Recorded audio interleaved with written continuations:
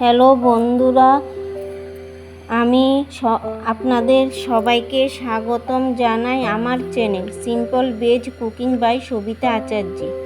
আজকে আমি বানাচ্ছি তেল ছাড়া কলা পাতার তাল পিঠে। কে কে এই পিঠে বানিয়েছেন আমার কমেন্ট করে জানাইবেন। এখানে আমি নিয়েছি তাল, চালের গুঁড়ো, চিনি, নারিকেল, স্বাদমতো লবণ, সব কিছু একসাথে মেখে নেব অল্প জল দিয়ে। কড়াইয়া গরম করার জন্য বসিয়ে দিয়েছি।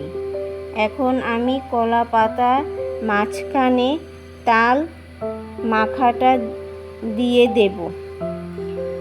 এভাবে কলা পাতা ভাঁজ করে গরম কড়াইয়ে দিয়ে দেব। 15 থেকে 20 মিনিট পর্যন্ত মাঝখানে নাড়াচাড়া করে নেব।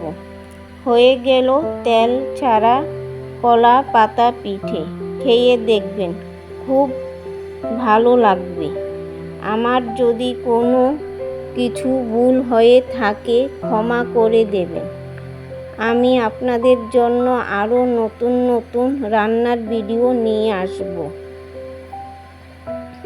আমার ভিডিও দেখার জন্য আপনাদের সবাইকে অসংখ্য ধন্যবাদ জানাই। ভালো লাগলে লাইক, কমেন্ট, শেয়ার করবেন। সাবস্ক্রাইব করতে ভুলবেন না। নমস্কার।